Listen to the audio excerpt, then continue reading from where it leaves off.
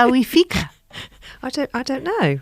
Does it involve vaginas? No, just coffee and cake. Well, in that case, yeah, why not? I'm in. I'm Nicole Goodman. And I'm Lauren Mishcon, and this is Self-Care Club.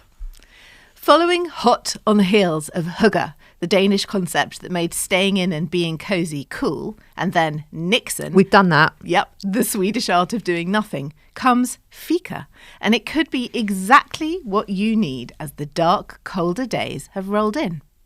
With the world in the current state that it's in, the daily reminders of the cost of living crisis, a never-ending to-do list and all our usual mental stress, it's not a surprise that once again we're looking to our calmer, more enlightened and happier Scandinavian friends for ideas about how to get off the treadmill for a moment and enjoy the simpler things in life.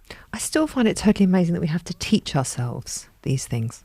They already know it, our Northern European friends. They have to teach it to us. That's what I'm saying. We are not yet enlightened. They're teaching us how to do nothing. Yep. They're teaching us to stay at home Be and chill cozy. out. Yeah. Having to be taught it. It's pretty pathetic. It's alarming.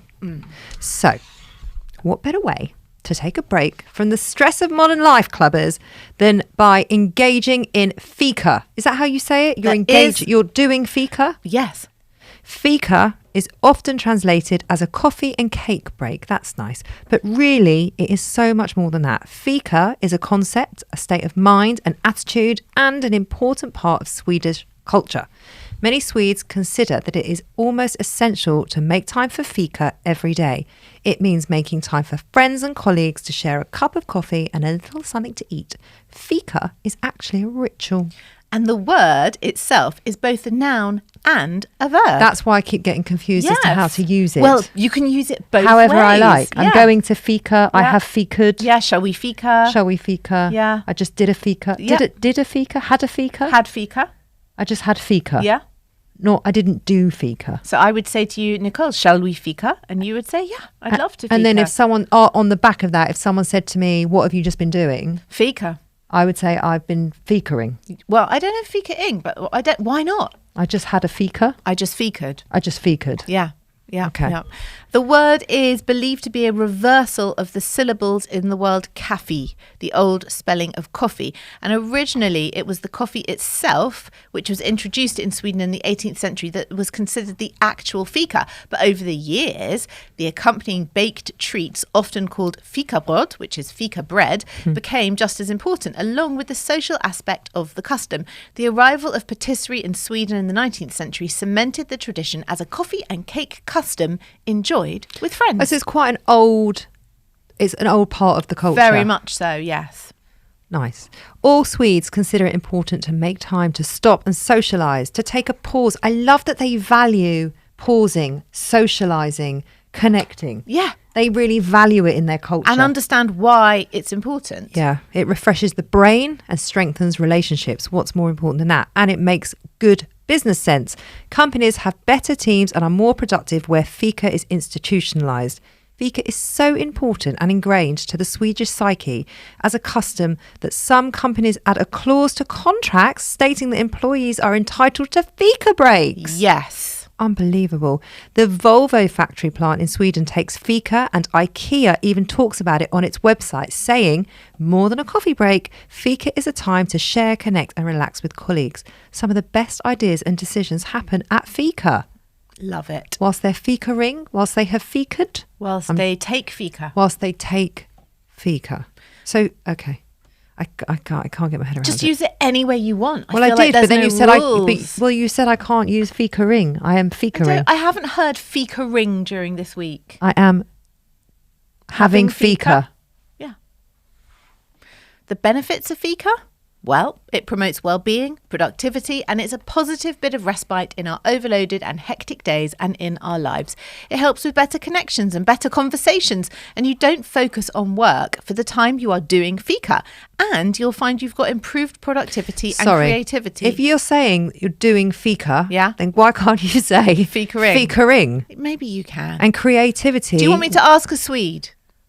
I'll find one. Do you know what I mean? You don't focus on work for the time you are doing Fika. So Yeah. you could also say you don't focus on work for the time you are Fikaing. Well, let's just take it and use it, because I don't think that the Fika please are going to stop us. Yeah.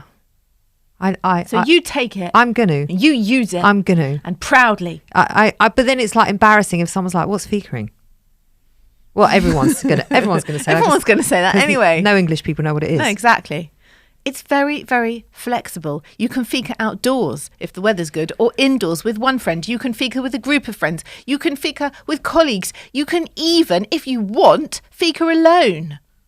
Do you have to have something to eat?